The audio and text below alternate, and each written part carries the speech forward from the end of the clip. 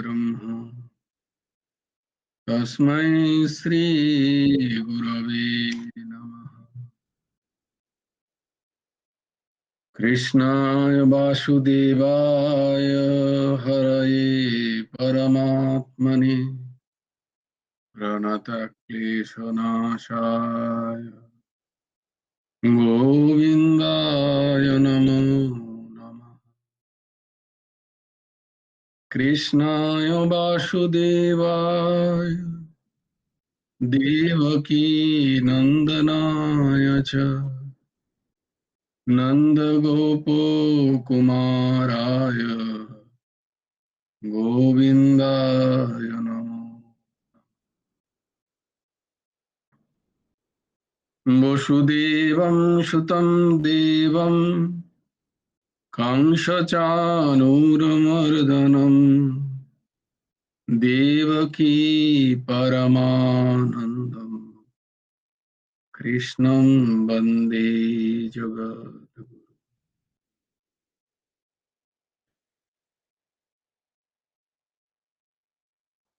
কুমার জ্যোতিষ্কটিয়ার একটা অধ্যায়ে তোমাদের খুব খুব স্বাগত।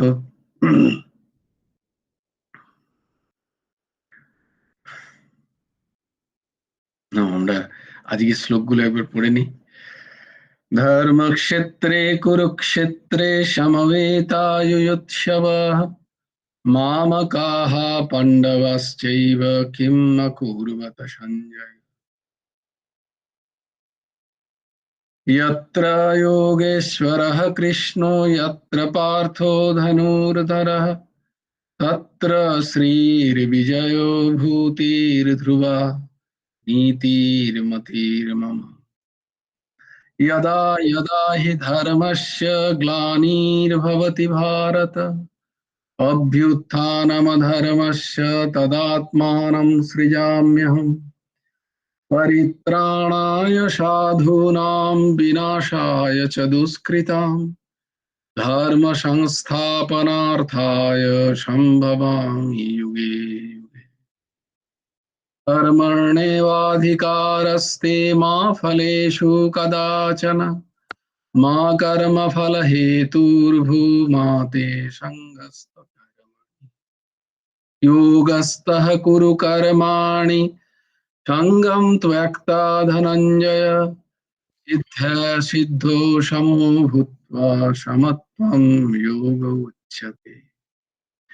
विहाय कामान् यः सर्वान् पुंश्चरति निष्क्रियः निर्मम निरहङ्कार स शान्तिमधिगच्छति। त्वमेव शरणं गच्छ सर्वभावेन भारत तत्प्रसादात् परां शान्तिं स्थानं प्राप्स्यसि शाश्वतम्। तद्विद्धि प्रणिपातेन परिप्रश्नेन सेवया उपदेक्षन्ति ते ज्ञानं ज्ञानिनस्तत्त्वदर्शिनः। श्रद्धावान् लभते ज्ञानं तत्परः संयतेन्द्रियः ज्ञानं लब्धा परां शान्तिम् अचिरेणाधिगच्छति। कार्पण्यदोषोऽपहतो स्वभावो पृच्छामि त्वां धर्मसम्मुढच्छेताः यश्रेयस्यान्निश्चितं ब्रूहि तन्मे शिष्यस्तेऽहं साधिमां त्वां प्रपन्नम्। सर्वधर्मान् परित्यज्य मामेकं शरणं व्रज अहं त्वां सर्वपापेभ्यो मोक्षयिष्यामि मा शुचः। শ্রীমদ্ ভগবদ গীতার সপ্তম অধ্যায়ের আমরা অষ্টম শ্লোক পড়েছি, আজকে নবম শ্লোক। আমার সাথে সাথে তোমরা উচ্চারণ করো। পুণ্যো গন্ধঃ পৃথিব্যাং চ তেজশ্চাস্মি বিভাবসৌ पुण्यो गन्धः पृथिव्यां च तेजश्चास्मि विभावसो जीवनं सर्वभूतेषु तपश्चास्मि तपस्विषु पुण्यो गन्धः पृथिव्यां च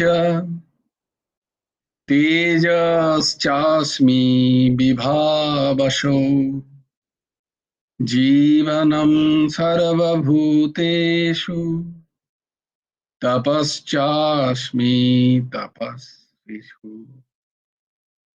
পৃথিব্যাম পৃথিবীতে পুণ্যঃ পবিত্র গন্ধ গন্ধ চ এবং বিভাবস অগ্নিতে তেজঃ তেজ অস্মি আমি চ তথা সর্বভূতেষু ভূতেষু সকল প্রাণীর জীবনম জীবনী শক্তি চ এবং তপস্বীষু তপস্বীদের মধ্যে তপঃ তপস্যা অস্মি আমি আমি পৃথিবীতে পবিত্র গন্ধ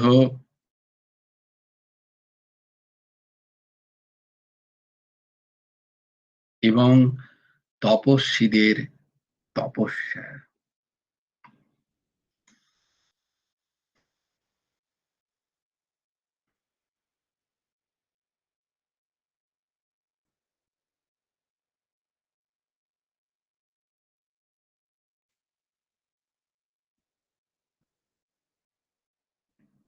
বলে তাহলে রোগীদের রোগটা কি? বলে সেটাও আমি। বলে ডাক্তারদের চিকিৎসা? বলে সেটাও আমি। মনে পড়ে গেল তাই বলে দিলাম। না না, এখানে কোথাও লেখা নেই, ভাব এলো তাই।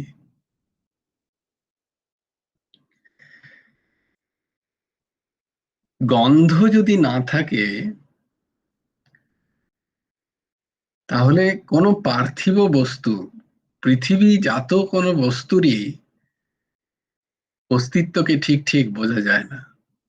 তাই গন্ধে যে তন্মাত্র, সেই তন্মাত্র থেকেই পার্থিব বিষয়গুলোকে চেনা যায়, বোঝা যায়। পৃথিবীর মূলে, পৃথিবীর অস্তিত্বের মূলে যে তন্মাত্র, সেটা হচ্ছে গন্ধ। ভগবান বলছেন যে সেই গন্ধ আমি। কিরকম গন্ধ? না সুগন্ধ। বলে তাহলে দুর্গন্ধ? বলে সেটা বিকৃতি থেকে হয়।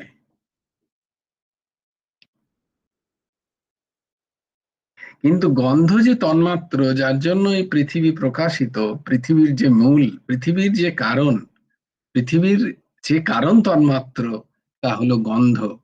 এবং সেই গন্ধ আর কেউ নয়, আমি। পুণ্য কথাটার মানে হলো যা আমাদের শুভ বুদ্ধি দেয়, যা আমাদের শুভতে পরিচালিত করে, যা মঙ্গল বিধান করে। তাই এখানে ভগবান বলছেন পুণ্যের কথা। পুণ্য অর্থাৎ পবিত্র গন্ধ, পবিত্র গন্ধ। আমরা এখান থেকে একটা প্রমাণ হয় যে স্বাভাবিকভাবে আমরা পবিত্র গন্ধতেই থাকতে চাই। জীব স্বাভাবিকভাবেই, যার বিবেক জাত, যেখানে চেতনা জাগৃত, যেখানে চেতনা কাজ করছে, এমন জায়গায় সে কিন্তু সুগন্ধের মধ্যেই থাকতে চায়। তাই বোঝা যায়, এখান থেকেও প্রমাণিত হয় যে মামৈবাংশ জীবলোকে, জীব আর কেউ নয়, পরমাংশেরই, সেই পরমাত্মারই অংশ স্বরূপ। তাই তার দুর্গন্ধ ভালো লাগে না, পবিত্র গন্ধ ভালো লাগে। তেজশ্চাস্মি বিভাবশ, তেজ প্রকটিত হয় রূপ তন্মাত্র থেকে। রূপের যে তন্মাত্র, সেটা হচ্ছে তেজের কারণ। ক্ষিতি অপতেজ। তাহলে ক্ষিতির কারণ কি? না গন্ধ। অপর কারণ আমরা দেখেছি কালকে, জলের কারণ রস, তন্মাত্র, রূপ রস গন্ধ স্পর্শ।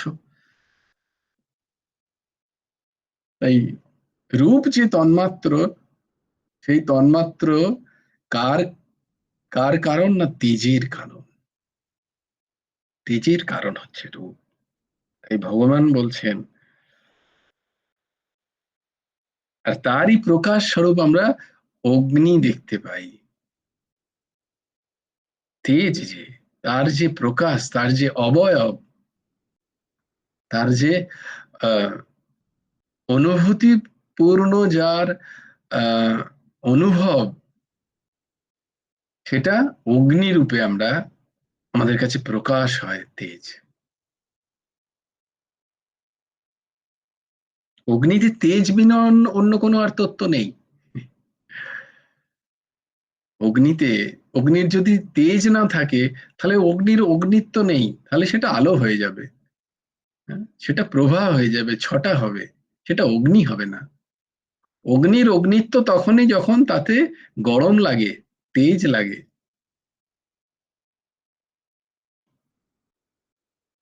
তেজ ব্যতি রেখে অগ্নি তো নিস্তত্ব, তার কোনো তত্ত্ব নেই। তেমনি গন্ধ ব্যতি রেখে পৃথিবীও নিস্তত্ব। রূপ ব্যতি রেখে তেজও নিস্তত্ব। তাই সেই রূপ, সেই তেজ বলছেন ভগবান আমি।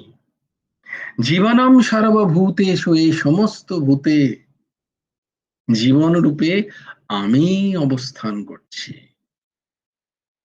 প্রাণ শক্তি যা যেখানে আমি দেখতে পাচ্ছ, তা আর কেউ নয়, আমি।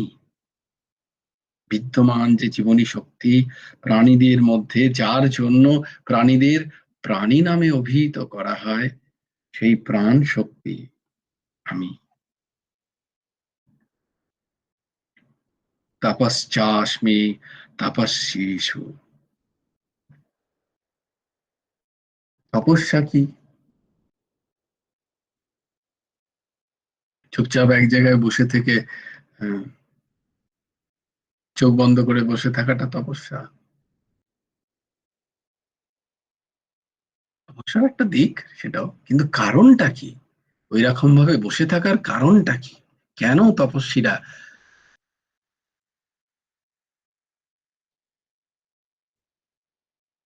তার কারণ হচ্ছে ইন্দ্রিয়ের সমস্ত বৃত্তিগুলোকে সংযমিত করা, ইন্দ্রিয়ের বৃত্তদের সংযমিত করা, যাতে যে বিভিন্ন দ্বন্দ্ব আমাদের মধ্যে আসে, শীত উষ্ণ, সুখ দুঃখ, লাভ হানি, প্রাপ্তি অপ্রাপ্তি, এই দ্বন্দ্বগুলোকে যাতে আমরা সহ্য করতে পারি, এই দ্বন্দ্ব যাতে আমাদের নাড়া না দেয়, এইটা হচ্ছে তপস্যা। এই হচ্ছে তপস্যা, দ্বন্দ্ব সহিষ্ণুতা। দ্বন্দ্ব সহিষ্ণুতাই হচ্ছে তপস্যা।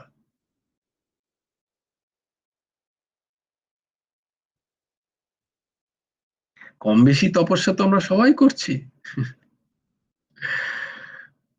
কিন্তু সুযোগ পেলেই, আমাদের যখন সুযোগ হচ্ছে, তখন আমরা, আমাদের ক্রোধ বহিঃপ্রকাশ হয়ে যাচ্ছে, যখন সুযোগ নেই তখন আমরা তপস্যায় সেটা সহ্য করে নিচ্ছি।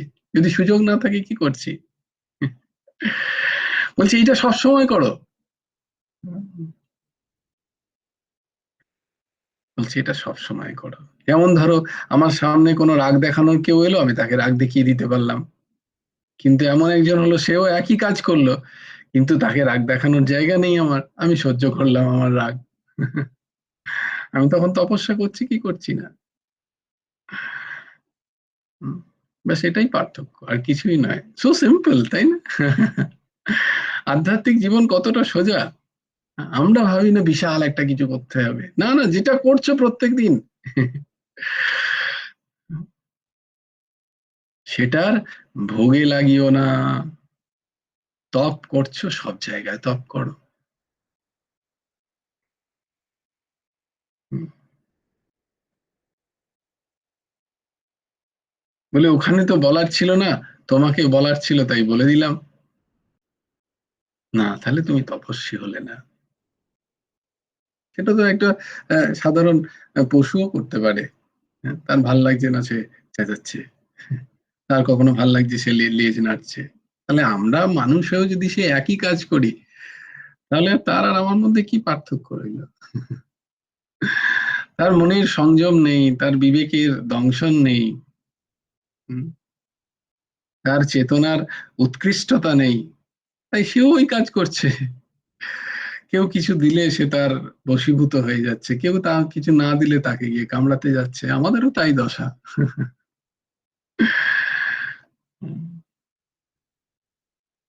না, এটা নয়। দ্বন্দ্ব সহিষ্ণুতা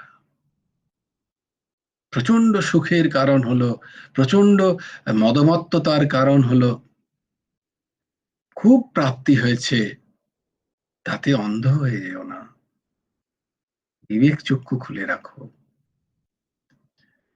খুব ক্ষতি হলো, খুব মনের প্রতিকূলে জীবন যাচ্ছে, তখন নিজেকে হারিয়ে ফেলো না। নিজের বিবেককে জাগৃত রাখো। তত্ত্বের আলোচনা হোক তখন। এই যে এখন থেকে যেটা আমরা শুরু করেছি, এটা প্রচন্ড পরিমাণে প্রয়োজন। কারণ একটা জায়গার পরে কিন্তু আর এই তত্ত্বজ্ঞান ভালো তো লাগবে, কিন্তু প্র্যাকটিস করতে ইচ্ছা করবে, ফলো করতে ইচ্ছা করবে না। কেন? কারণ মন এতদিন সেটা করেনি। তাই শুনতে ভালো লাগবে, কিন্তু সেটা কাজে লাগাতে ইচ্ছা করবে না। মন তাতে বাঁধতে চাইবে না নিজেকে, কারণ বাঁধিনি আমি এতদিন। তাই এখন থেকে এই তত্ত্বগুলোকে অনুসরণ করে সেগুলোকে আচরণে আনতে হয়। তবে এক সময় বিনা আচরণেও যদি পরিস্থিতি এসে হাজির হয়, তাহলে আমি কিন্তু স্থির হব, শান্ত হব, ধীর হব। তখন তখন সামান্য একটু চেষ্টা বা একটু বিবেকের স্ফুলিঙ্গ এলেই তখন একদম দেখবে ইন্দ্রিয় কত সুন্দর তোমার কথা শুনছে। এই জন্য বলে এই যে চেষ্টা, এই যে তপস্বীদের এই যে তপস্যার যে চেষ্টা, যে বিবেকের উদ্রেক, এটা আর কেউ নয়, এটা আমি, ভগবান বলছে। এই যে তপস্যা তপস্বীদের, সেটাও আমি। কারণ যে কোনো হুম, যে কোনো ক্লেশেই নির্বিকার থাকা, নির্বিকার থাকা, কোনো বিকার নেই আমার। আচ্ছা, বিকার মানে কি শুধু ক্রোধ? না, না, মদমত্ততায় মদের প্রকাশও হচ্ছে বিকার।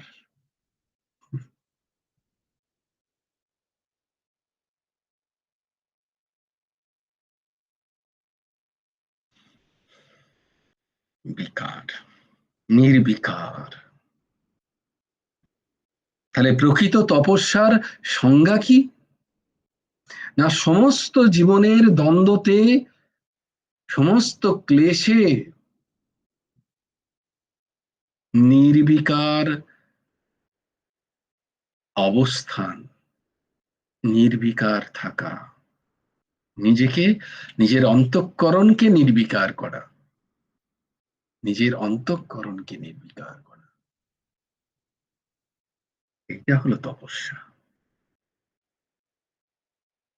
সেদিন একটা দারুণ কথা আম, আম, পরমাংশ প্রভু সচ্চিদানন্দ সদ্গুরু পরাৎপর পরব্রহ্ম অনন্ত গুণ গণ নিলয় নিকল নিখিল হেয় প্রত্যনিক, পরমাংশ ঠাকুর শ্রী শ্রী হেমন্ত দেবজিও, গুরুদেব লিখছেন, খুব মন দিয়ে শোনো, কি অদ্ভুত কথা, কি অদ্ভুত দর্শন, জীবন দর্শন। বলছেন, উদাহরণ দিচ্ছেন তিনটে জিনিসের। নৌকো, একটা নৌকো, নৌকোতে আমি বসে আছি, নৌকো আছে, নৌকোতে আমি বসেও আছি, আর প্রচন্ড ঝড়ও এসছে, প্রচন্ড ঝড়, ঝঞ্ঝাবাত,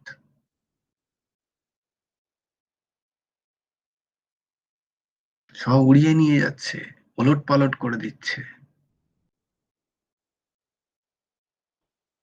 এইরকম ঝড়ে নৌকা আছে, নৌকাতে আমি বসে আছি, এইরকম যদি ঝড় আসে তাহলে নৌকা কোথায় ডুববে? না, যদি নৌকাটা জলে থাকে। বলছি নৌকাটা যদি জলে না থাকে,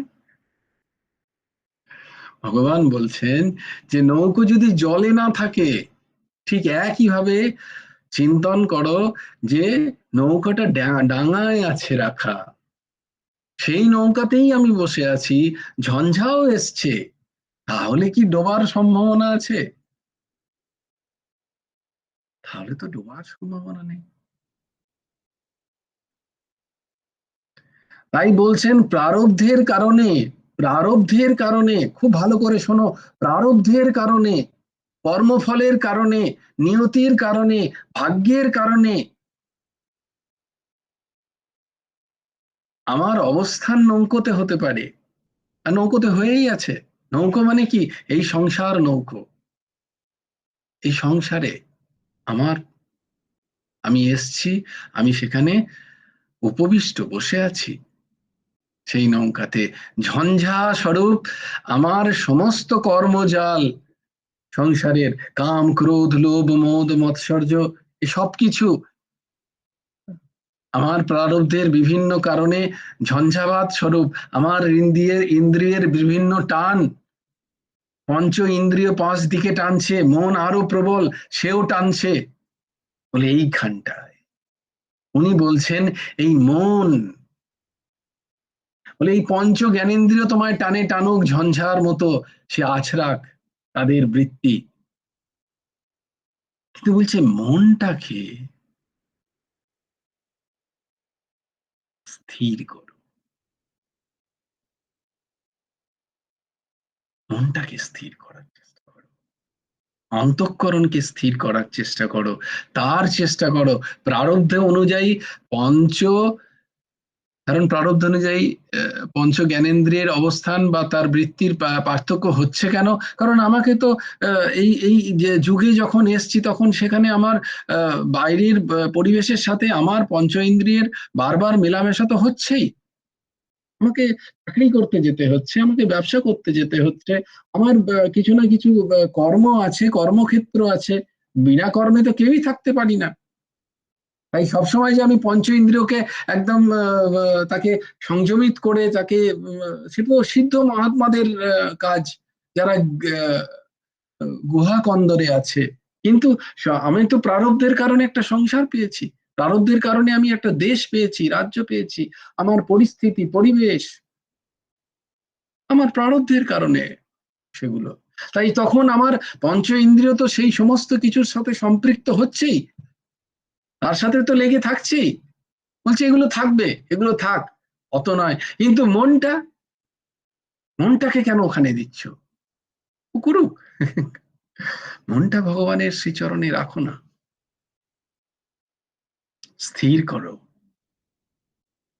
ভগবানের নামে, লীলায়, গুণে, কথায়, সৎসঙ্গে, প্রভুর শ্রীচরণে নিজের মনকে আস্তে আস্তে স্থির করো। তাহলে ওই সংসার নৌকোতে তুমি উপবিষ্ট হয়েও তোমার ইন্দ্রিয় বৃত্তির রূপ যে ঝঞ্ঝাগুলো তোমার মধ্যে এসে পড়বে, তাতেও কিন্তু তোমার সংসার ডুববে না। কারণ মন স্বরূপ যে সাগর, সেই সাগরকে তুমি স্থল, স্থল ভাগ রূপ স্থিরতা দিয়েছ। তাই এই সবকিছু আসার পরেও কিন্তু নৌকা ডুববে না, চিত্ত যদি স্থির থাকে, মন যদি স্থির হয়। ভগবান বলছে। এইটা তপস্যা, এইটা তপস্যা।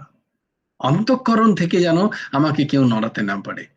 বাইরে থেকে তো ঝঞ্ঝা আসবেই, কিচ্ছু করার নেই প্রারব্ধের। হুম, কোনো না কোনো কেউ না কেউ আমাকে সম্মান দেবে, কেউ না কেউ আমাকে অপমান করবেই। কখনো না কখনো বর্ষা আসবে, অতিবৃষ্টি, অনাবৃষ্টি, হুম, যে ত্রিতাপ, সেগুলো তো আমায় জ্বালাবেই। সে আমায় ছেড়ে দেবে না। আমার প্রারব্ধের কারণে আমাকে ত্রিতাপ জ্বালাবেই। আদি ভৌতিক, আদি দৈবিক, আধ্যাত্মিক, এই তাপ আমাকে ছাড়বে না, আমি যেখানে খুশি যাই না কেন। এই দুদিন আগেই একজনকে বোঝাচ্ছিলাম যে এসবই তোমার প্রারব্ধের কারণে, কর্মফলের কারণে, ভুগে নাও। বলে না, ভুগতে পারছি না, খুব কষ্ট হচ্ছে। বলে ঠিক আছে, তাহলে সেই কষ্টের নিবারণ করো। আচ্ছা, সেই কষ্টটা নিবারণ হলো, আরেকটা অন্য একটা কষ্ট এসে তার সাথে জুড়ে গেল। তাকে যখন বলি এই কষ্টটা, বলে ওটা তো গেছে। তাহলে বলে আরো এই কষ্টগুলো এসে জুড়েছে। সিদ্ধান্তিক স্তরে বোঝো, সিদ্ধান্তিক স্তর হচ্ছে তোমার কর্মফলই তোমাকে ভোগানোর জন্য কোনো না কোনো কষ্টের রূপে আসছে তোমার কাছে।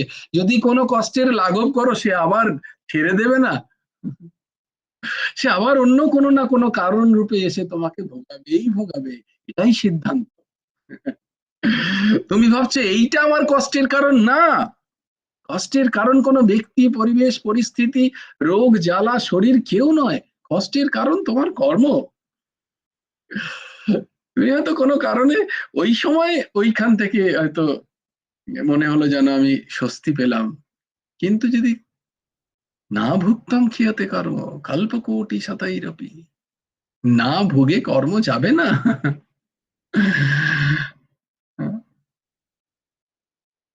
সিদ্ধান্ত এটাই। তাই বলছেন ভগবান, ক্লেশে, যে কোনো ক্লেশে নির্বিকার হও। নির্বিকার হয়ে সেই ক্লেশকে সহ্য করো। এটাই তপস্যা, আর সেই তপস্যাই আমি।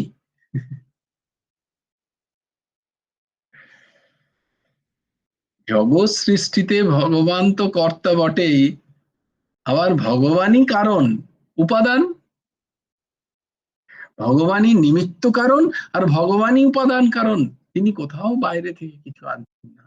তাহলে এই জগতে যা কিছু দেখছি, তিনিই অনুসূত হয়ে আছেন। একটি যেমন মালার সুতো রূপে, তেমনি মালার যে মণিগুলো দেখছি, তাও তিনি।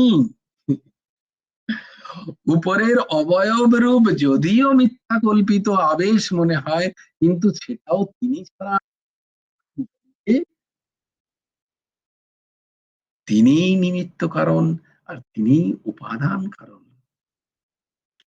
এই জগতের যা কিছু, তা তিনি। অতএব গন্ধ, তেজ, প্রাণ, তপস্যা, এই সব কিছু,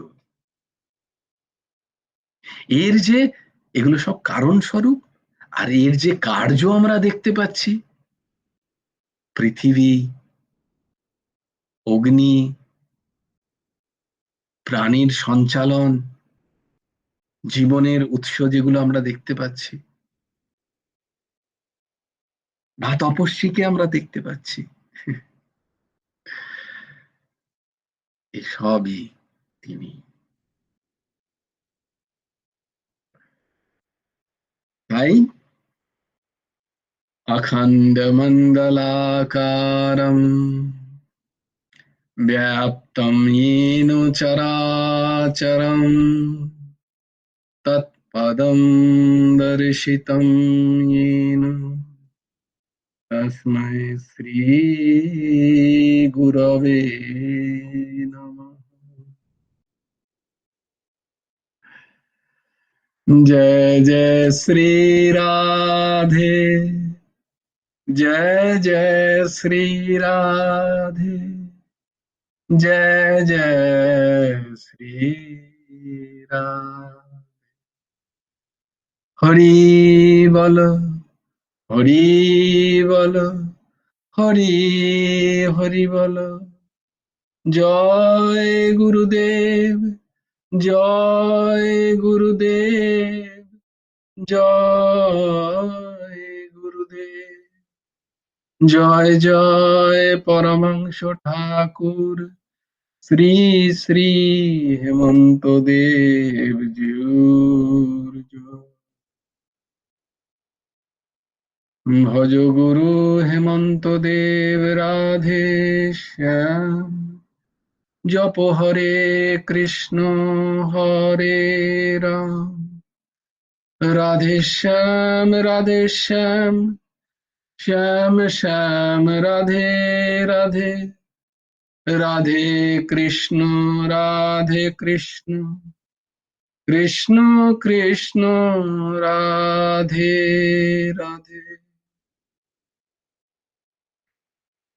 জয় গুরু রাধে শ্যাম। শ্রী গুরার্পণমস্তু, শ্রী হেমন্ত দেবার্পণমস্তু। জয় গুরু রাধে শ্যাম।